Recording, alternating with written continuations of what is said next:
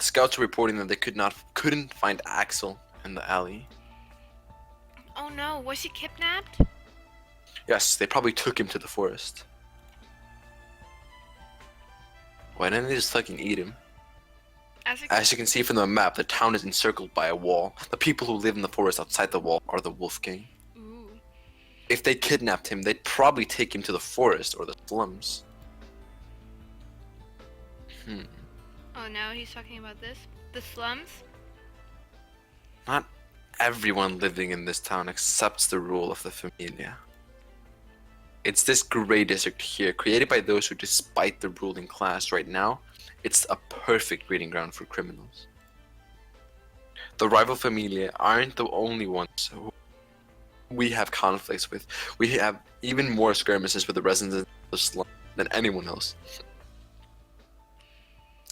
Caesar's group, the Wolfgang, is a group of anarchists composed of people who left out of the distaste for the town itself. That said, it's still not clear exactly where Caesar himself came from.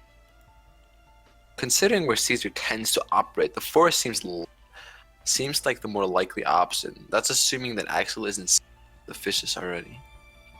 Sleeping? Don't be so vulgar around the senorita. She doesn't understand what that means. Sleeping with the fishes? Alright, maybe we should go get something to eat. Let's just chill, honestly. Yeah, he's sad. Kyrie rolled up the map and put it back down on the table before standing and stretching. I love that all he thinks about is eating. What would you like for dinner, senorita? I want carbonara. Are you a senorita? Fuku was deeply confused by how normal the two of them were acting. But what are we going to do about Mr. Axel? Nothing. Huh? Did you not hear me? I said we're not doing anything. But isn't he an important part of the Familia? Yes, he is Familia Oz Cabragime, and protecting you, one of our guests, is an important part of his job, but these are separate issues. Do you feel the same way, Mr. Kadamiya? Yes. Axel's situation is a Familia problem. There's no need for you to worry about it or get involved, senorita. Forget about him for now. How could I? I think I'm going to go back to my room. What about dinner? I'm not hungry. Alright then, I'll save a portion for you, so please eat whenever your appetite returns. I don't know, I think they're pretty harsh. Her stomach grumbled the moment she made it back to her room. I guess this is what they call playing the mature. But I can't eat at the time like this. I can't just forget about Mr. Axel. She took off her shoes and lay on the bed. Feeling something underneath her, she sat back up. Oh, Mr. Axel's cookies. She'd forgotten she had them. Both the wrapping and the cookies inside had been crushed. I bet Mr. Axel's hungry. Why do Mr. Karami and Mr. Kyrie talk about Mr. Axel like that? She was perplexed and saddened by how they were so much colder and less kind to him than they were to her. If only I hadn't been there, then Mr. Axel wouldn't be. She gulped as a vortex of guilt engulfed her. Mr. Caesar was chasing me, after all.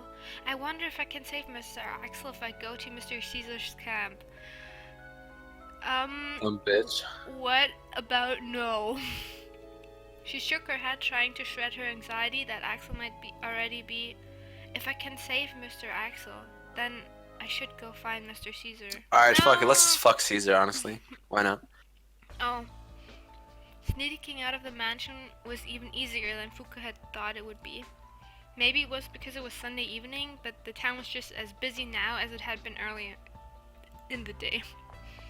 If I remember correctly, to get outside it was right once I get off Oz Street. She put her hand on the tower and remembered the map as she looked around. Right that way. She's so stupid. I love how we have a choice.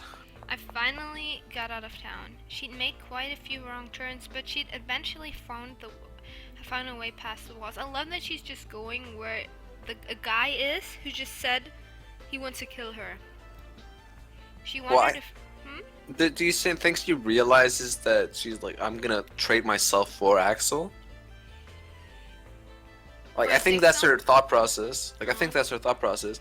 But I think it's a retarded fucking thought process because he's just gonna fucking kill her. Like, why would he just not kill her and keep Axel anyway? You know? Yeah, but I don't think he's gonna kill her. Like, I think he No. will. I think as soon as he realizes she came to his camp, he won't look at her as prey anymore. I What, think that's really? what's gonna be. Yeah. She wondered if everyone lived inside the walls. Even though the town had been so crowded, the area around her was completely deserted. That's the forest Mr. Karamia and Mr. Kitty mentioned. She took one of the two streets leading out of town. Once she got over a small hill, she could see a thick path up of forest. She was all alone and going to an unfamiliar place. She'd been lying if she said she wasn't afraid. You can do this, Fuka. She made a fist and cheered herself on. With the breeze from the hill playing with her hair, she began to make her way into the forest. Oh. The moonlight she'd been relying on earlier was now obstructed by the treetops. The leaves of the trees were in constant motion. Was it the work of beasts or just the wind playing tricks on her? Fuka made her way further into the forest as her eyes acclimated to the darkness. It turned out that even though the canopy, the faint moonlight was still enough to light the way. I can see lamplight. Not enough. Oh, I can see lamplight, and I hear voices. She didn't know who the voices belonged to. It sounded like several men. Hey, you. Huh? She turned around, startled by the voice behind her. You're the woman our leader's been looking for, ain't ya? Leader? Do you mean Mr. Caesar? I came to surrender myself to Mr. Caesar. I want to save Mr. Axel and Oh, really? a vulgar smile appeared on the man's face as he grabbed Fuka's arm. Ah! He dragged her towards the lamplight. She was terrified and wanted to run, but the grip on her arm was so strong that she couldn't get away. Hey, y'all. The prey came to get caught. About 10 men were sitting around the roaring fire. Instantly, they stopped their drinking and merrymaking to stare at Fuka. Now that's interesting. Better tell Mr. Caesar right away. He said he'd be out until morning. Oh yeah, I thought there was something like that. Then how about we get a taste before we hand her over to Mr. Caesar? Oh! Cut it out. What if she's a pure maiden? The boss tear your limb from limb. Let's tie her up with the other one. Is Mr. Axel? No need to hurry. You'll see. I'm soon. Sorry. She was tugged along by the arm as they cut right in front of the bonfire. A skinned rabbit on a spit was cooking over it. The charred mass behind it had probably been a rabbit too, once upon a time. The smell of blood and burning flesh made Fuka turn away. Ooh. Just a taste couldn't hurt, right? Right, little lady? A drunk man reached out and grabbed her calf as she tried to walk by. The sensation of his rough skin against hers sent a chill down her spine. Please stop! Let her go, unless you want the leader to kill you. Be a good boy, and make do with the whores in the slums. Aw, give me a break. What if I catch something? I think dying from disease would be preferable to getting tortured to death by the leader. Tsk, fine. She felt a slightly relief and finally let go of her leg. Of course, she couldn't be completely relaxed in the current situation. All she could do was keep walking forward as the hand on her arm dragged her along. The rabbit meat cooking on the fire crackled and popped ominously. Meanwhile, just as Kitty was about to step into the kitchen, a soldato stopped him. He told Kyrie that several reports has arrived from handing him a stack of memos. That sure didn't take long.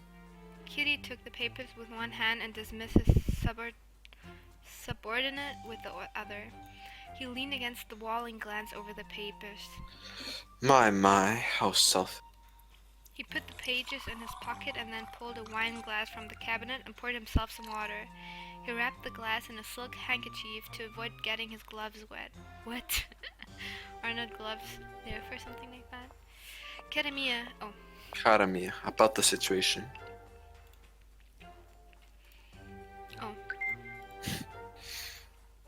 Nothing answered him but the sound of slow, steady breathing. When he walked over to the sofa, he found Keremiya sleeping soundly. How dare he?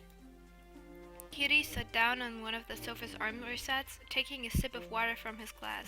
Then he slowly tilted the water glass over just above the sleeping Keremiya's head.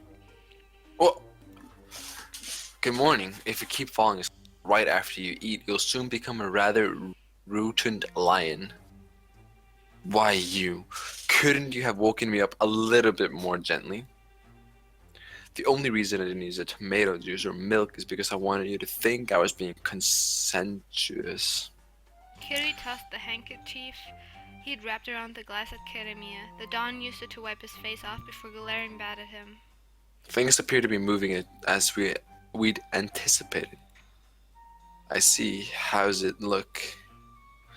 Can't say for sure yet. I'm sure I'll be able to figure something out with my capabilities. I don't know what I'd do without you, Kyrie. I don't know either. I don't either. Of course, I don't intend to kill myself over such What? matters.